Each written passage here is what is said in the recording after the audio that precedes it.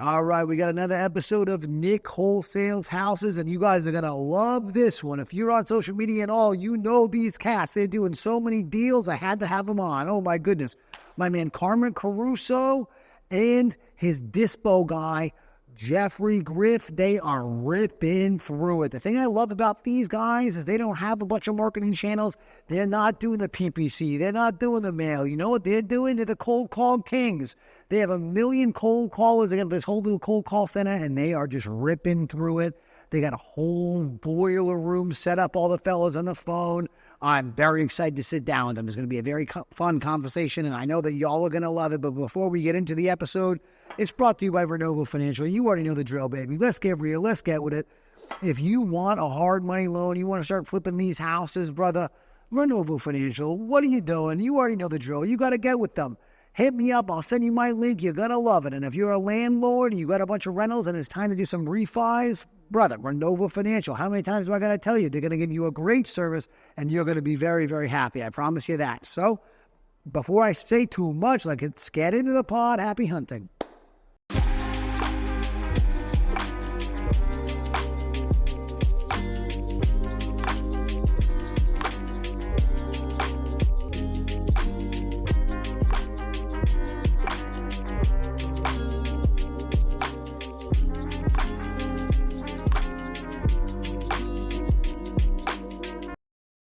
Boom, let's get into it, fellas.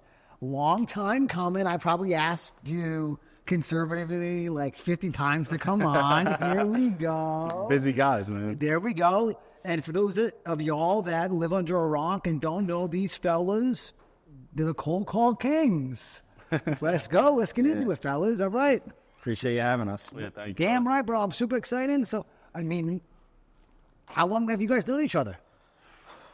Probably, 10, 13 years now? A long time. Like Freshman way year of high before, school. well before real estate. Yeah, freshman. We went to high school Yeah, together. he just turned 27. I'm about to turn 27, so high school, probably longer than 10 years, right? Yeah, no, over 10 years at this point. Yeah. Freshman year of high school. Very cool. I dig that. You guys are like longtime boys. Yeah. I love that. Heck yeah. And who got into real estate first? Did you guys get in the same time, or what's up? No, that was me. I mean, I can give my whole background if you want me to. Yeah, fill in. Yeah. Yeah. Look, how do you get into all this? All right, so I started as a realtor. Pandemic, back it up even further than that. Pandemic hit. I was in college. I went to Temple at the time. Okay. March, it obviously hit. I just was not feeling college as a whole. And I think around August, I decided to drop out of Temple, but my mom wanted me to try going to Holy Family for like kinesiology. Oh, she okay. Yeah. So I tried that literally for a week, and I just hated everything about it. And I told her, I was like, hey, listen, I'm dropping out. I'm gonna go get my. Keep in mind, I was 3.5 years in too. Yeah. So, like 4 more credits. No, I was 2 years behind. But he was 3 years in. Yeah, and I was still on freshman year. So I dropped out of that, and then October I started studying I Ubered from August to October, and then I started studying for my real estate agent test. Passed that, became a licensed agent, I think mid-November, somewhere around there. Okay. And I just got the ground running. So that was about, call it 2.5 years, 3 years. I was a realtor. Right. First year, I did about $6.5 million in sales volume. And then the second year, I did about probably around like $12 million. Okay. So I doubled my production. Yeah. And at that point, I wasn't really happy at having to go to showings, dress up, suit and tie a lot of the time. I know a lot of realtors don't choose to do that, but being professional, it's obviously a professional industry. Doing open houses, 5-6 open houses a weekend, like all those things, like I kind of just wasn't feeling it. Like I was doing it, right, because I wanted to make money. I was hustling. Yeah. But at the same time, like I just wasn't happy doing it. Okay. That's cool that you recognized so soon that they didn't make you happy, though. Yeah, it didn't make me happy, and I'm a hustler. Like I'm gonna make money regardless, right? Yes. But for that, like I was trying to find something I liked a little bit more. Okay. And I got connected with Santos, obviously another wholesaler. Yes. I'm sure you know him. A lot of other people know him. I got connected with him. We started just talking about it. He was wholesaling at the time. He was just comparing like numbers. Like, yo, how can I do one $30K deal, make a $30K assignment, but you got to do 4 or 5, deals as an agent to even get that. because I was doing 250 to 350 size homes. Well, in Philly, that's the kind of the market. So if you're a realtor, like that's like a that's a Majority of what good. you're gonna Well, get, that's a good. That is a listing. good. That is a good. Unless you're in like a very specific area. Right. Yeah, and then, he was right. I mean, he was right. Yeah. And there was just, it didn't feel like, I felt like I was an entrepreneur within a big company, right? Okay. Obviously, I worked for Keller Williams, so at the end of the day, I wasn't really truly my boss. They kind of sell you on that dream that you're your own boss. Yeah. But you're not, right? You work for a company, you have rules and regulations you got to abide by and all that type of stuff. So it just didn't mesh with me well. And I started talking to him more. And then next thing you know, around January 1st, 2023, I just made the complete switch over from being a realtor to wholesaling. It was kind of the similar approach, because I'm big on cold calling. So it was just cold calling, lead follow up, and instead of setting appointments, you're essentially giving offers and maybe going out to the property, lock it up, take photos or something. So the daily structure was pretty similar. So it was kind of an easy switch, honestly. And I got my first wholesale deal literally within 21 days, closed that fund in 20 days. I cold called. I think on day 3, I locked up a deal. It was a Southwest deal. And I made about $7,500 on it literally 21 days later. Yeah. So that $7,500. It was quick. It was quick. It was easy. And, I'll never probably have an easy deal like that again, literally less than 21 days, right? We're talking about title came back quick, no liens, nothing. The water department was quick on the certs, everything. Everything was smooth. You sold it the next day. Yeah, about 18 days in, I would say. Okay. So that's a good way to get into it, though. You already spent 2 years hammering the phones. Yep. All you're really doing now is just looking for a different deal structure. So It went from expired listings, being the first to the phones at 8 a.m. on expired listings to, picking a list of either pre-foreclosure, probates, tired landlords, whatever it might be, and just calling them. It's just a different approach. Yes. Right? It's all the same. So it came pretty natural to me at the time. I think the first month I did just one deal. First month I did one deal. And then the second month I think I lined up 2 or 3 deals. And then it just kept going up and up and up because I was just putting hours on the phone. Okay. And then I think around March, I put out just an Instagram ad. I was like, hey, any firefighters, Uber drivers, anything of that nature want to make an additional $3 to $7 grand a month. Essentially, I was just trying to get a driving for dollars type pitch. Mm-hmm. And he actually slid up. And then he was like, yo, what is it? And then from there, it kind of just scaled up from there. Nice. And then it was a wrap. Yeah, it was pretty much a wrap at that point. I mean, I was Uber driving full time at the time. Yeah. So I was, all over the city. And when you're driving throughout the city and you're on these tight little blocks, you see shittles. nonstop Yeah. shittles. So I was like, all right, let me pull get list for him. I had probably 2,000 within the first couple weeks. And he was like, all right, you're serious about this.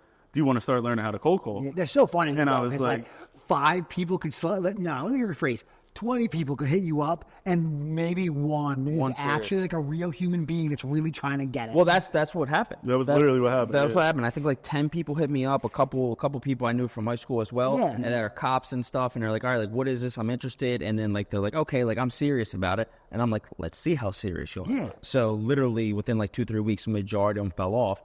And then he was, I think, one of the last people that came and slid up, and he was like, yo, I'm interested. What is it? And I was like, okay, this is it. And Jeff was a real deal. Exactly. Yeah. I started doing task running for him. So I was going out to properties, taking pictures. I was getting, deals locked up in person before we went fully virtual.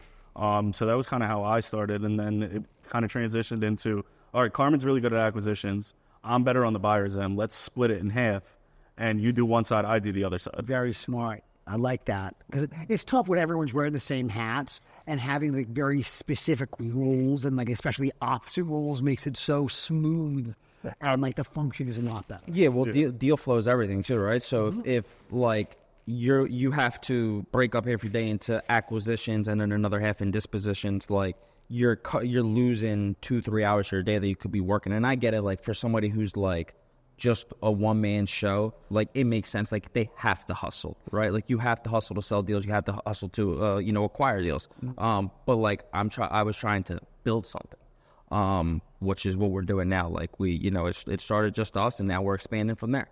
Yeah. And I think literally, he went from just going out to properties, to driving for dollars, or to doing all that stuff, to coming into a full-time, like he said, doing the dispositions, learning that. We did a bunch of courses, all that type of stuff, because, like, I wasn't an expert at it either. Yeah. Like, I knew a little bit. Like, I was able to sell, like, maybe 10 deals, by myself from the span of January to March, April, or March, was it? But I wasn't an expert. Like, I was probably killing myself more than I was. Yeah, I could have worked smarter, not harder. Seemed a little overstressed when I first started. Yeah, I'm still overstressed. Yeah, that's for different reasons now. Yeah, That's all right. Yeah. And then you just stepped in, Pops, I'm taking over this dispo, and then now you're the dispo king. Yeah, essentially. I mean, that's kind of how we've been running it for the last, 2.5 years now. Very nice, bro. Yeah. And now you guys have, bro, it's very cool. You have like a very boiler room, old school setup type of thing. It appears, and I'm sure it's like a very fun environment with the boys in the phone. Yeah, what is it? One of them gets a deal, they ring them bell. Bro, it's fire. I was inspired a little bit from the Jordan Belfort movies. Yeah, of course, a little bit.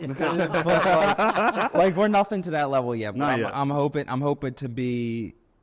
I'm hoping to get there. We will get there, should I say. Right now, there's 4 acquisitions people. We just brought on another one, actually, 2 days ago. So there's 4 acquisitions. It's just him on Dispo. We have an in-house Tatiana, transaction coordinator.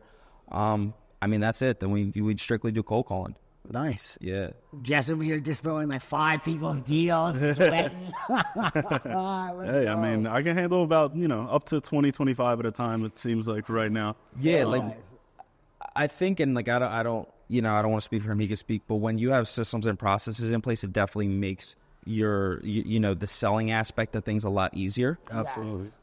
Because, there's a lot of people that are like, we look at and like, we're trying to like build our business off of and stuff like that, there'll be like 2 disposition people, 4 sales reps. And we're sitting here thinking like, why? Well, yeah, why are we splitting the money this early? Because like, I feel like I can handle a lot. Maybe I just have like a higher stress tolerance than other people's, dispo guys. But for me, like, my deals go quick. If they're priced good, they're going to move. Yeah. And it hasn't been an issue for me so far to keep them flowing. Okay. There's things that come up because we do it virtual too, right? So it's like, all right, I can't get access for a couple days. I have this deal moving. It's just prioritizing the deals that need to move right now. And then the other ones go on the back burner for a couple days. And then you just move into those when the other deals are set. Everything flows. Yeah. Everything flows at its different pace, So that's why, for us, like, what's working for us now, I think literally based off the way we're going, we could probably go 6 to 8 reps with one dispo before we literally like branch out into more. Mm-hmm. Before you need to get somebody to take a little bit of the weight off. Yeah, just a little bit. If you could take a couple deals off my hands, it'd be nice. But for right now, I can handle pretty much all of it. Very cool, bro. So tell me about the business. What areas you guys marketing in? When did you always do it virtually, or was there a point in time where you guys were like, dude, forget this. We staying inside? No, good question. So first is to answer your first question, we do Philly, Jersey, Delaware, and we're in Baltimore a little bit, but that place is a couple one-off deals. We just closed. God bless you guys being over there. Yeah, that place sucks. So the county around there, I think, is super good. Yeah, that's I don't understand how you. I feel. Who knows? I feel like it's like doing it out in Pittsburgh. The purchase price is so low. How you been like? Yeah. Is it worth a squeeze? Well, we just closed one a week ago. It was a 22.5 spread. Okay. We got another $20,000 spread on a board from Baltimore. So like the opportunity is there. It's just the issues is the numbers just don't make sense. Yeah. At least I haven't been able to figure it out just yet. Yeah. It's just like you do 70% in ARV, 65% in ARV, whatever it might be.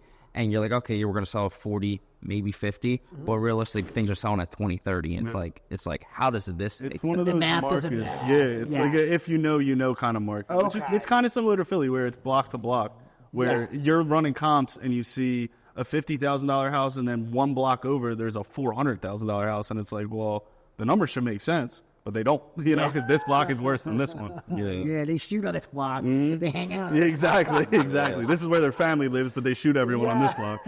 Exactly. All right. Yeah. Cool. Yeah, so we're in those markets. And I'm sorry, what was your other question? I'm not sure I answered. When did you all decide to go virtually and not be appointment-based? Or maybe I've always been like that. Okay. Again, because it goes back to what I was doing as a realtor, right? I was going out on appointments, and I was like, I didn't like this, right? And if I'm going to run a team and have salespeople that I have to teach daily, because that's what I'm doing, I'm teaching them daily, I'm not going to teach them something I don't like, right? And I'm not going to teach them something I'm not an expert at. I'm not an expert at in-person sales.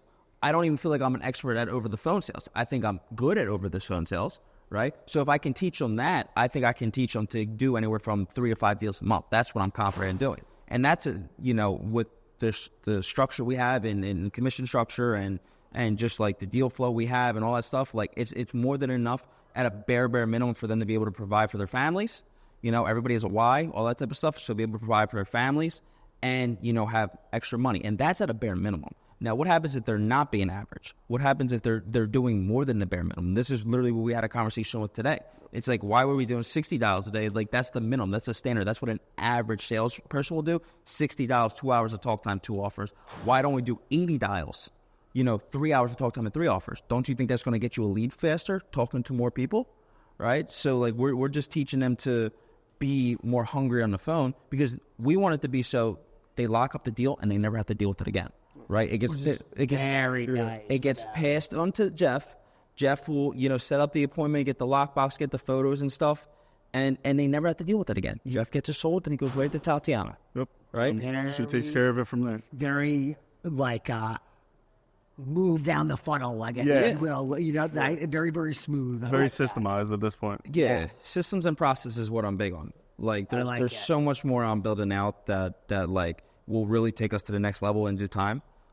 It's just, again, it's like, hey, I want to make these guys' jobs a lot easier, so they only need to focus on one thing, They're locking up more deals. Yep. That's all we need them to think about is when can I get my next deal signed? Okay. And I want it to be right now. And you're doing good, all you guys? Yeah. So, they're doing great. So we came in the office, so we opened the office on July 15th, so when we first got in the office. That's essentially when I brought all those guys on. So up until that point, or should I say we brought all these guys on, right? But up until that point, it was just me, him, and Todd. Other than that, we did pretty good in the beginning of the year. I think we were averaging, upwards of $100,000 a month, just us. Yeah, just with the three of us. So with us, now bringing these guys in, obviously real estate's a cycle, so 45 to 60 to maybe even 90 days for them to get the first paycheck. They're now starting to reap the reward. All of them are starting to get paid now. Everybody's starting to get happy, get smiles on their faces and stuff like that. Very cool. They finally got the proof of concept. It's easy to see it happen where people are getting paid. But if you're not the one actually being paid, what does it matter? Exactly, bro. 100%. That's the hardest thing about this. And if you're looking to start and you don't have that proof of concept, you just keep pushing it. Yeah, that's really all it is. You said it to them at the event last Thursday. Yeah. And I literally went to them. I was like, yeah, you see what he just said? Proof of concept. What have I been telling you time and time again? It's proof of concept. You just got to be patient, aggressive patience, and you'll reap the reward eventually. And now they see it, right? So it was perfect that you said that. You didn't even know that, and then now all their deals are flowing, Yes, there we go. And once you get that proof of concept, and it doesn't matter the size of the first check. All that matters is that it really happened. Oh yeah. Like my first check was peanuts, bro, but it was the best money. I'm still chasing that high. Exactly, and you'll never get it again. I go with the 50 piece right now. It'll be nothing compared to them. Like it was $2,000 and I made it, bro. Like it'll be not like that check. But it just made it real to you, and now you're like, I can do this 100 more times and make way more money. Exactly. Yeah. It wasn't even $2,000. It was $2,700 split between me and another guy. Really? So it's the best money I've ever made. I made it. Yeah.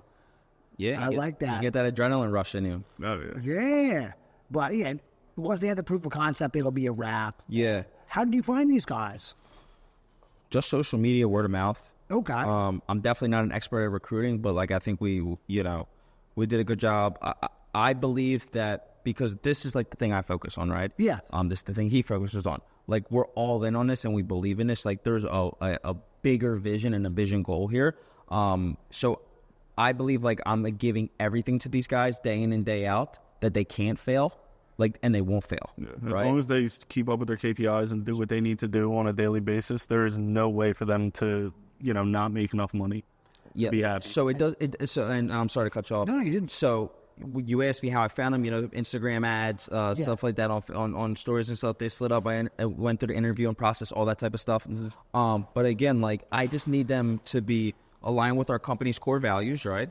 because that's what we're building. We're building a company, so we have core values that we want to make sure everybody aligns with it, and then we just want to make sure they're coachable. If they align with the core values and they're coachable, I believe they can get anything. Yes. I think anybody could be very good as long as you are, okay with constructive criticism when it comes to cold calling and getting better. Facts. And like y'all are in the office every day. Yeah. So, like you can see who's really getting in, who's not. And I think that's the beauty of being in a setup like you guys have with like the whole boiler room thing. Yeah. Where, like energy is contagious, bro. Yeah. So like, and it seems like the energy would be probably really, really good in there. Everybody in the phones. Everybody's young. Everybody gets tell along. if someone's not really meshing with the culture. They're not really putting the work in. Like you can tell. I mean, you tell right away, and like you realize like over time, and once you have that how do I call it? Like almost the proof of concept is not the word I'm looking for, but Once they take their training wheels off. yeah, Almost. you can kind of see how they work. Hey, do they die down and get sluggish at 2:00 and go sit on the beanbags? Just go have some comfiest beanbags. I'm not gonna lie to you. The beanbag. Yeah, that's what we've been saying. We debate about this every couple of days. We're like, we either need to keep them or Your whole drive over here, the beanbags. These things, we're getting rid of them. I literally said to him a couple of days ago. I was like, "Yo, we're getting rid of these fucking beanbags." Like I said it. I said, if you guys don't stop sitting on those fucking beanbags at like 3:00, and excuse my language, like I don't know if we curse on here, but I was like, we're getting rid of these things. If you guys don't like 3:00, stop going and sitting on them. We got money to make, right? And I realized it. I realized, hey, like them not sitting on the beanbags is one thing, but me finding out as a leader and him as a leader on how we can pick the energy up come 3:00 is a different conversation. And once we started doing that, which again, that was a last week conversation. Now this week, 3 p.m. we check, see how close they are to that 80 dial standard that I want to raise them to. Getting the music, like good upbeat vibe music, not rap and stuff that we listen to in the morning, and just like make sure everybody's standing up and stuff like that is stuff that can bring the energy up real quick and help them get closer to their goals. Okay. And like you were saying, I mean, energy is contagious. So if one guy's having like a pretty slow day, then another guy's having a great day, and they kind of rub off on each other, and they start, all right, cool, now you're doing good. I want to do better than you. It's very competitive because we're all, it's all guys in there. So the testosterone is flowing. The guys are competing with each other. You have the most on the board. Now I want to beat you. Yeah. And it's a good thing. It's a friendly competition. It's great. It's friendly competition. They get rewarded for results. Like that's what it is. Bro, the boiler room setting is great. Before I got into this, I was in a boiler room in another industry, and like. That's what it is. You chopping it up with the boys, talking shit, like, I'm going to get more than you, blah, blah, blah, blah, blah. And it's like an uplifting thing. So I can envision how it is over there. It must be very nice, bro. It's a very good culture we've kind of created so far. Yeah, I think with these things, culture is everything. Absolutely. And everyone on the team, likes each other. And I think that's, super important, too. Like, there's nobody who's, out to get somebody or anything like that. Like, everyone meshes very well with each other. Yeah, like, we do things together. Like I try to treat them more like a family oriented. So like we'll do things like we went to a car meet a couple weeks ago, and then we went out to lunch with each other and shit. We were trying to go to AC with each other that same day, So like we were trying to have an all day event with each other. We just put stuff on the calendar yesterday of all the events that we're going to be going to. So it's really just trying to build that culture in the office and outside the office. That's going to take us to the next level, right? Because it's funny. We're just talking about all this now. It's the synergy and the energy. What did Will call it today? Can't remember the word. I have it on my phone. I could look at it. Right. It's the results will come, and everybody will really achieve the goals they have laid out when everybody's energy in the room is connected and flows together. I like that. If there's one person that is off, that energy, we're not going to get the results we want. So we all need to be connected. If there's a reason somebody's down and out, we need to talk about it. We need to address the situation. Right. Okay. So it's energy. Like everything's energy. And that's why I love the office at it. And that's why this is just the start. Like this is one office we're going to be expand. I'm hoping my goal is the next 18 months to expand into a bigger office. Okay. Yeah. So it's all energy at the end of the day. Very nice, bro. I like that. Yeah. I like that. And you guys are having then hammer the lines. Where are you getting all the leads from? So you guys are you still just cold call leads that you're dealing with? Just cold calling. I love that, bro. I really love that. You said to me at the event that you switched to cold calling now too, right? No, I'm hopping on the cold call train. I was buying all these shovels from all these providers for so long, and you know what? So we get about a 9x return on our cold calling. Okay. I think with outbound marketing, that's like slightly maybe better than average, but that's so doable. There's people doing more than that. Like that's it. I think that's so healthy with the amount of guys. Yeah. If it's just 1-2 guys, I would imagine it even being higher. But in a room like you guys have, I think that's fire. That's really good. Yeah. So a 9x return, because in PPC, you know, from what I understand, you generally get like a 5x return, right? 5-6x return. Is that true? That's not true. Okay. What is it then? If you're like a solo operator, maybe around 5%, but like people aren't doing that. People are they're happy with a 3x. Okay. So I look in reality, and like I'm as a person that sits next to everyone that spends money on a couch, like dude, bro, people are happy with between 3 and 5. You would know, but again, I come from cold calling. That's all I do. That's all Gary Keller, one thing. Like I go all in on one thing. Like cold calling is my one thing. But you would know better than I would. Yeah. But a 3x, a 5x, whatever it is, I look at our returns on the past 2 years, 2.5 years, and I'm like, all right, we're hovering around a 9 to 9.5x return. Why would I switch this up? Why would you? Yes. It's the cheapest, and in my belief is it's the most effective, because if you have a system on the back end, you have a script, you continuously train your guys on the script, you get them better, you make them understand the person's why on the phone. Don't talk just about the house, right? Most people get on the phone and talk about just the house. But if you actually find out what's going on in their situation and solve their problem, I mean, the money's endless. You know, it's a direct contact to the seller. As long as you can, you got good numbers and the people are actually the person on the line, like you're good. You're gonna convert the leads. I get that. I dig it. Now I'm a cold call guy now, technically speaking. Glad to see you finally switching over to the dark side, bro. I'm on the dark side. I'm back to the cheap marketing, bro. The cheap marketing is the way to be. It really is. As startup companies, or even as a solopreneur, whatever you want, why are you going to put more overhead on yourself in the beginning, right?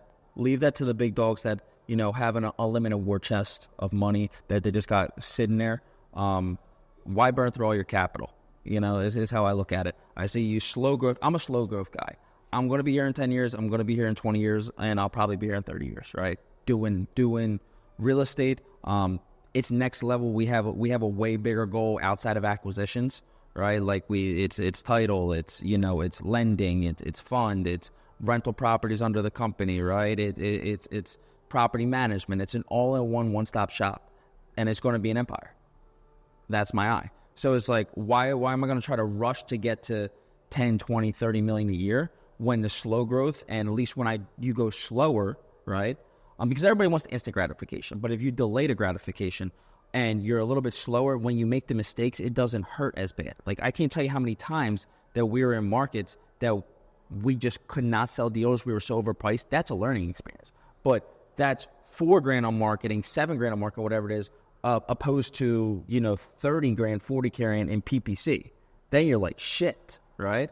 So it's for us, it's able to be able to make the mistakes we can make, because, like, bro, I'm a college dropout.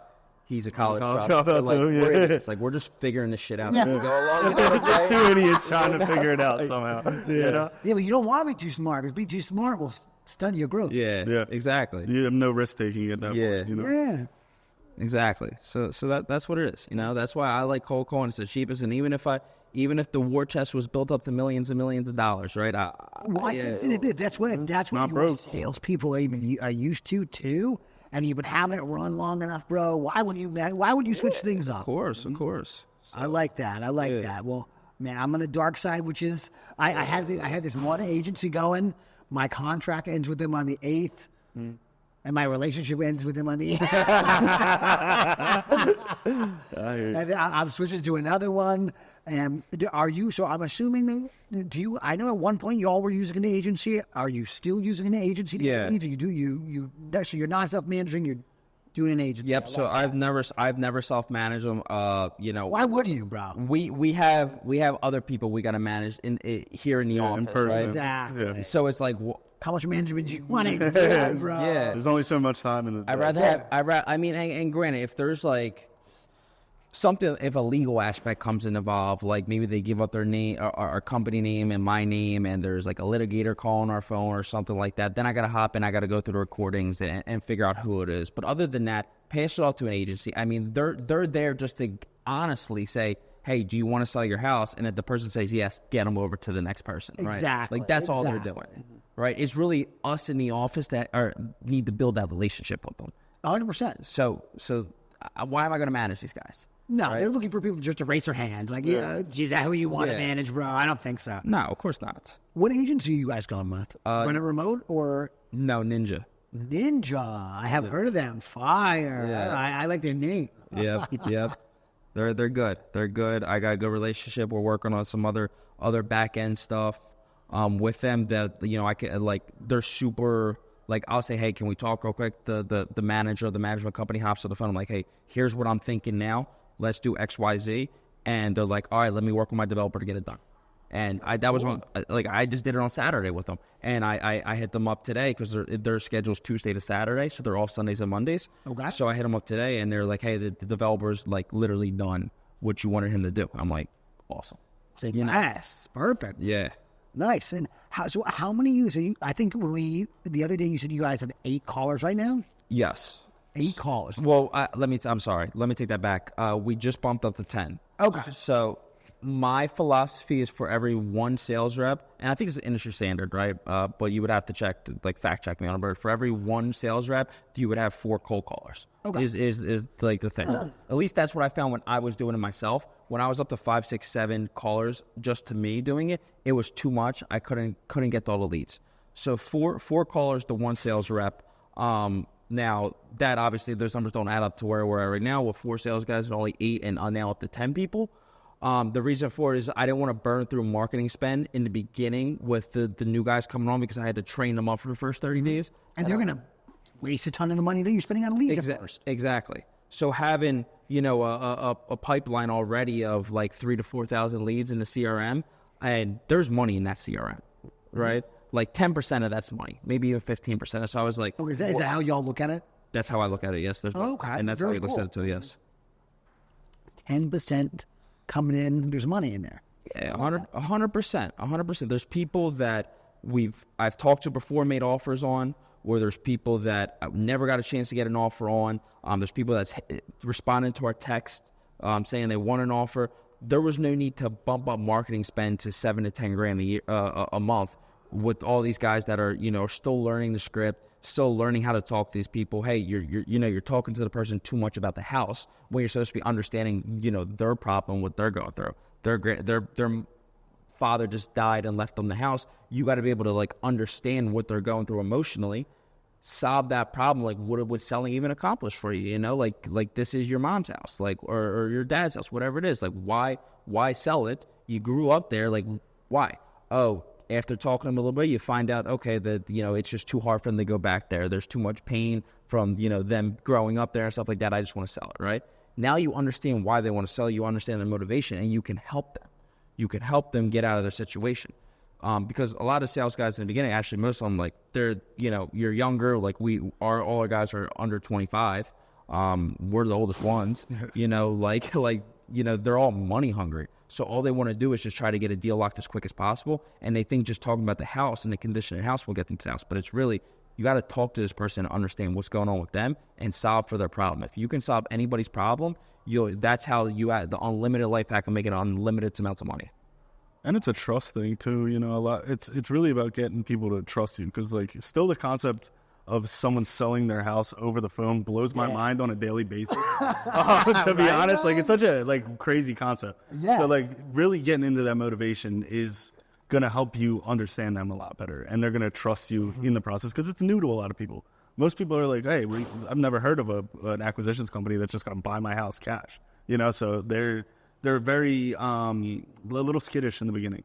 And it's about building that relationship with them so they fully trust you, and they give you full access and everything, no issues, because it's yours now. Take care of it. I like that. They're passing the baton to you. Exactly. Okay, I dig that a lot. Yeah, very nice, bro. So what are you guys doing so I'm appointment based. So everybody knows I'm a belly to belly guy. Mm. So what are y'all doing to lock it up over the phone?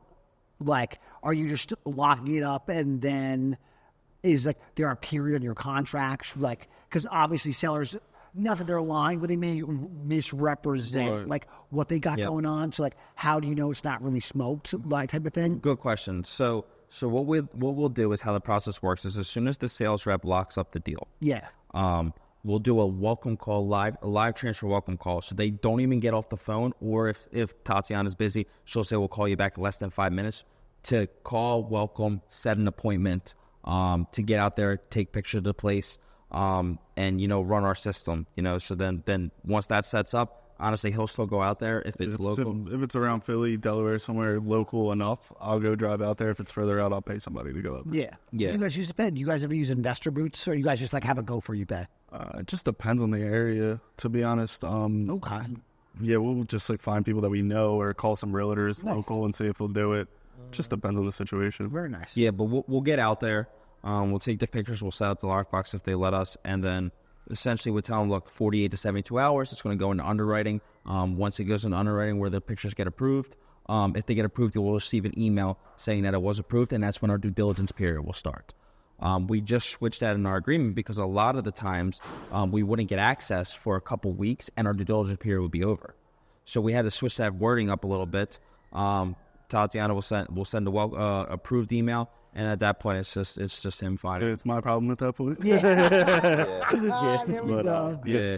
Very nice, bro. Very nice.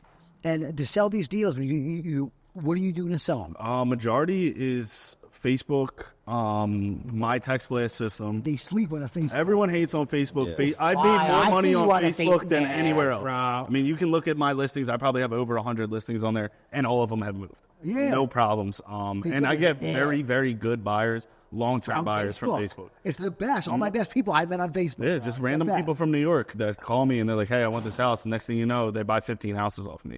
So that's been a big thing for me. And then sometimes, if I can't move them, I'll flat fee list them on the MLS. That's been a game changer for us, to be honest, just for deals that, investors might be a little smidge too high for your average investor. Yeah. But a retail investor who's paying a realtor to find them deals, they might pay for it. And that's been the case a lot of the time. Yeah, so we look at it as your regular investor, somebody that doesn't work with a realtor, that's where they're going to want it essentially at the lowest price possible, whether it's 40 cents on the dollar, 50 cents on the dollar, whatever it might be in that dependent market, right? That's the investor that he really has a relationship with. They're on our buyers list, they're on their VIP buyers list, all that type of stuff.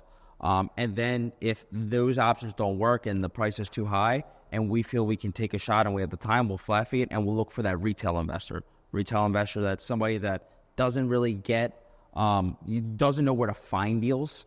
So they'll work with a realtor, and the realtor really doesn't know how to source off-market deals for the most part, unless they're strictly an off-market agent. And they're down to pay a premium just for the action and not having to do all that work. Exactly. Exactly. So, an example, we had this one deal we just went on a contract with. It for a regular investor is $120-$125 buy-at price. And it's going to foreclosure. I didn't even think the deal would work, to be honest. Yeah, he didn't think the deal would work. Wound up going on market and going 10K over ask. At 160. At 160. Yeah. So it's 30K more than any regular investor would pay. Yeah. And is that a very special? Yeah, very special investor. Yeah, exactly. Let's go.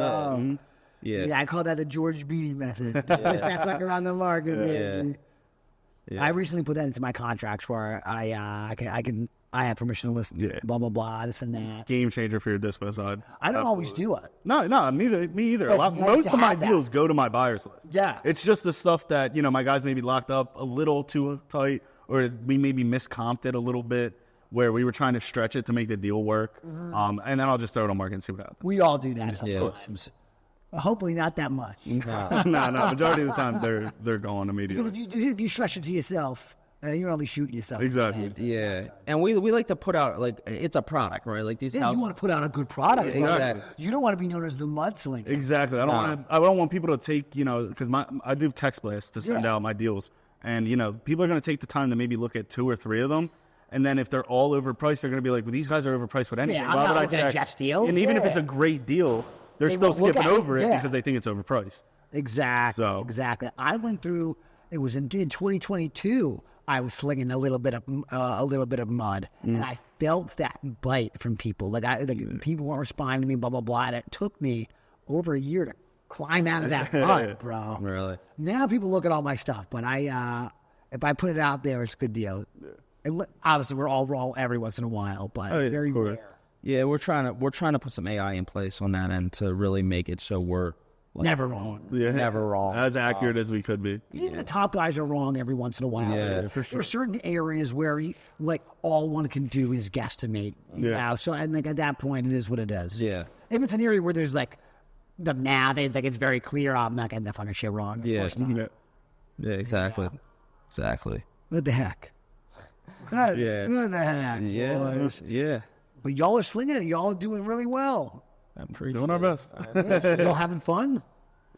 I'm happy. Yeah. Building something special, should I say, makes me excited to get up and get out of bed every single day. Very cool. You know, like I said, for me, it's a bigger picture. Most people, I want $1 billion company.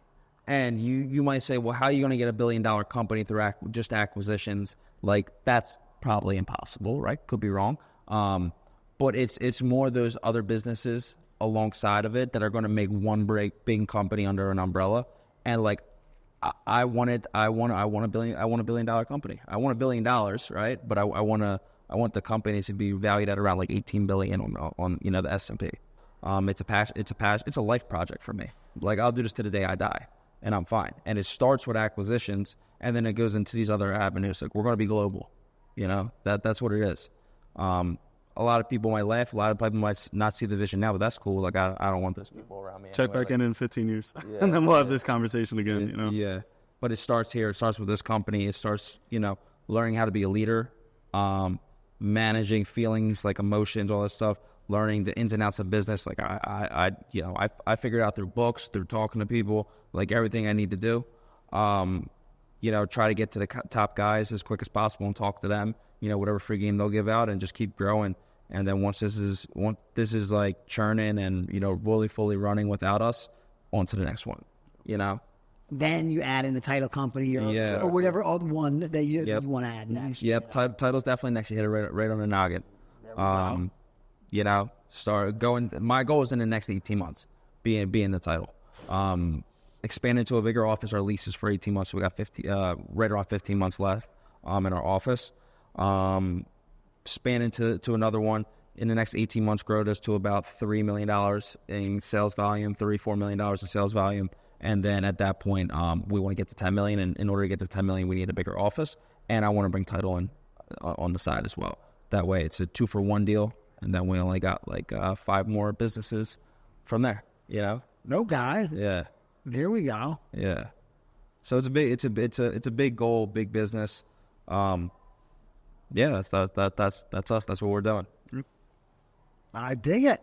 Yeah. Hey, what the heck? Yeah. Start a cold call company. Yeah. Start it Definitely all. in there. Your own cold call provider. It's funny if I thought about doing that What, at cold call another company? life. Opening, because like I have hired and fired so many fucking VAs. I'm like pretty good at it. Yeah. I thought about like finding and operating to do it and me just sell it. I've never done it. I don't have the bandwidth to do it. I'm like, I feel like all you need is either a 50-50 partner, or if you don't want to give up all 100%, 50% of your ownership, you find a COO out of one of these places that you can put in place to run the daily operations. And you know, as long as you have the structure and the systems that from, you know, you can take from one business and apply to another, because business is the same. It's just a different like logo or industry at the end of the day. If you can take those systems, apply it to somewhere else, put somebody in place that maybe is outside of, you know, the United States and stuff, I feel like you can run it pretty successfully.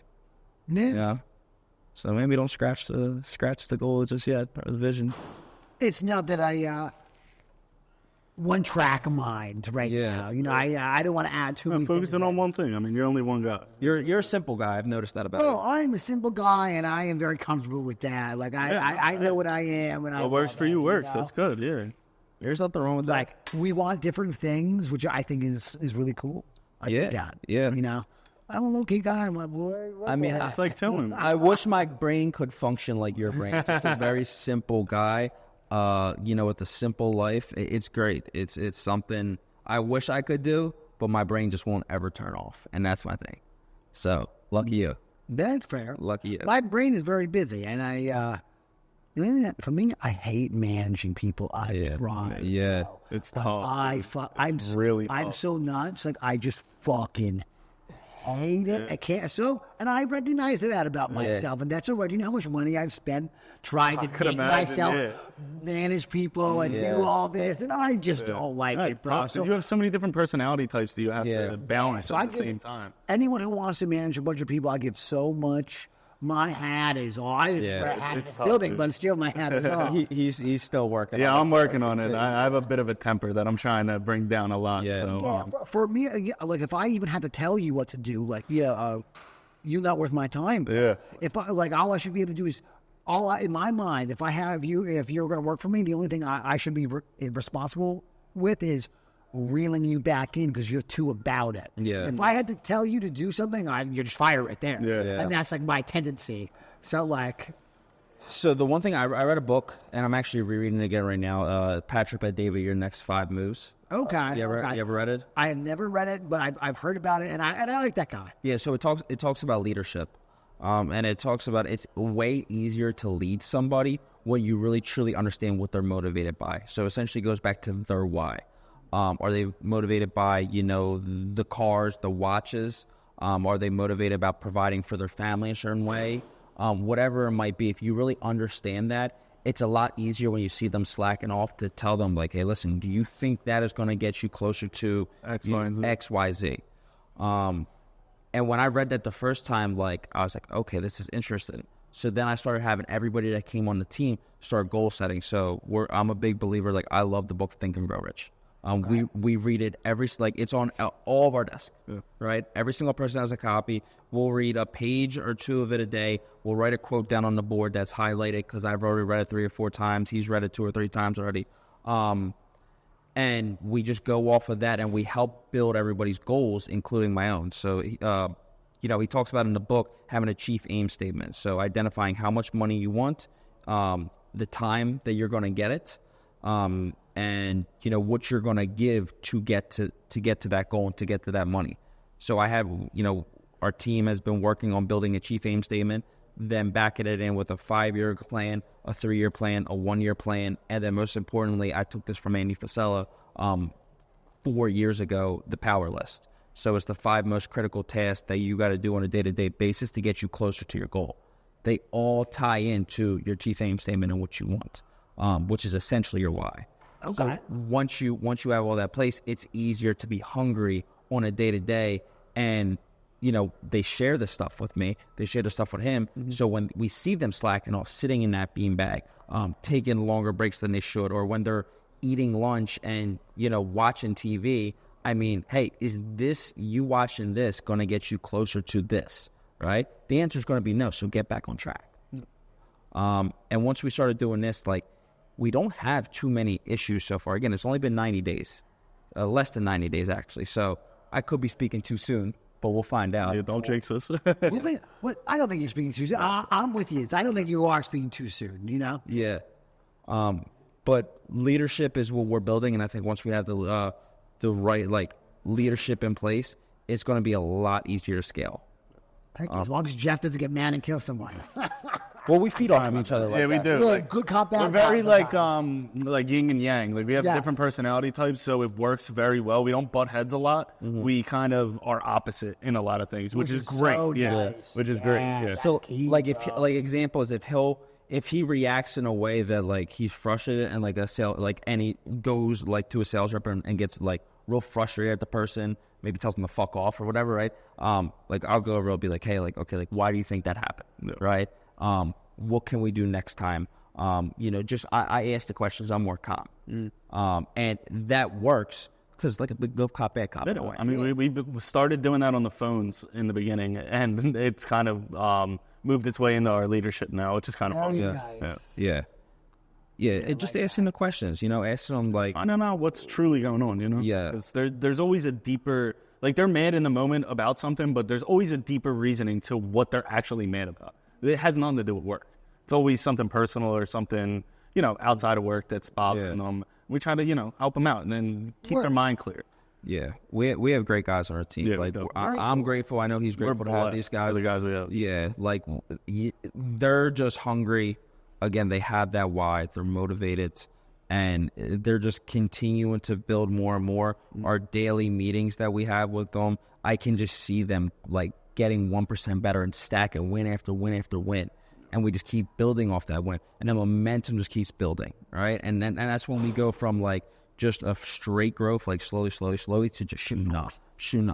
And then it's like a pressure cooker. Yeah, exactly. It's and then feel boom. that right now because I switched over to all outbound marketing. Yeah. I just had this lead. You're just waiting and waiting and waiting. Really, and like, I got all these people that are going to sign it because you know how Oh yeah, you got to build up the. Bro, these outbound leads are different than these the inbound. Absolutely. And they're not as ready. You know. Bro, you got to cook them, and I have like at least like 5 people that are going to sign like any day. And Exactly. like, it's just this pressure cooker is about to explode. It's been like 4 months or so, and it's time. It's going to burst. I'm so excited. So I just told the new guy that started Monday, I said, listen, because we give them a max 60 people in their own personal pipeline that only they have access to. Anything over 60, they're just not going to have those productive conversations with. So we tell them, say, listen, get to 60 people in your pipeline and callbacks as fast as possible. The reason for that is because the people you talked to 2 months ago that weren't ready for 4 months are now slowly starting to get ready, right? And when you break them into buckets, like a nurture bucket where they're 6 to 12, like about 8 to 12 months out, a warm bucket where they're 6 months to 3 to 6 months, or a hot bucket where they're ready to sign today or tomorrow, it makes your life easier, right? You're able to identify, okay, I need to be on the top of this person every single day. Oh, the warm person, he's almost there, but he's not fully there every other day. Let me push him, in the right direction. Or nurture, listen, we're still got, they told me 12 months, we're going to cut that down in half. We're going to touch them once a month.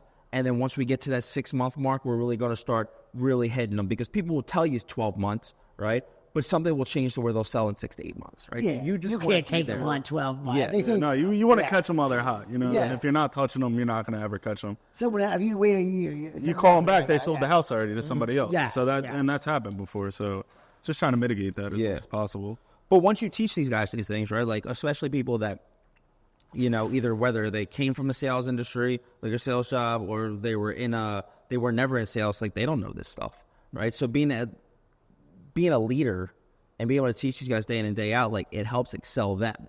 Yeah. And like I said, like I have the vision of the company, the way I want it to go, and what I want out of like the whole brand itself. REM is the brand, right? This is REM Acquisitions. It's one company under umbrella.